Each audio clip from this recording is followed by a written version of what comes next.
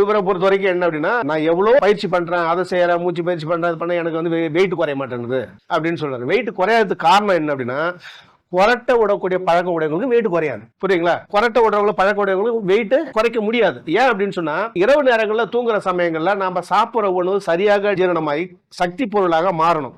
சக்தி பொருளாக மாற metabolism mall மெட்டபாலிசமா மாறதுனால சக்தி பொருளா மாறாம என்ன பண்ணனா உங்களுக்கு வந்து ஃபேட்ஸா கன்வெர்ட் ஆகி உங்களுக்கு உடம்புல நிக்க ஆரம்பிக்குது.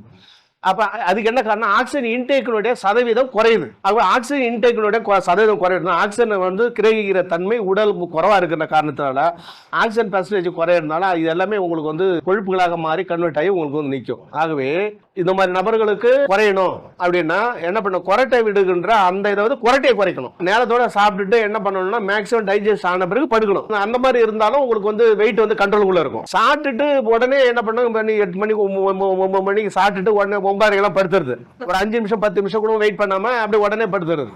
அப்ப அந்த மாதிரி நபர்களுக்கு வெயிட் நினைச்சாலும் குறையாது, ஒண்ணும் பண்ணாது, அது மாதிரி ஏறிக்கிட்டு தான் இருக்கும். பிரஷர் வந்து இதாகிடும். ரெண்டாவது முக்கியமான ஒரு விஷயம் என்னக்கா, ஆட்டோமேட்டிக்கா கொரட்டை விடுற நபர்களுக்கு பிளட் பிரஷர் வந்து கூடுதலாயிடும், ஐபிபி ஆயிடும். ஐபிபிக்கு காரணம் என்ன அப்படின்னா, சர்க்குலேட்டரி சிஸ்டம் நைட்ல சீரான அளவுல இல்லாம ஆக்சிஜன் இன்டேக் வந்து பர்சன்டேஜ் குறையறதுனாலையும் ரத்தத்துல ஆக்சிஜன் உடம்பு சர்க்குலேட் பண்ணணும்ன்றதுக்காக ஹார்ட் ஸ்ட்ரெயின் பண்ண ஆரம்பிச்சு.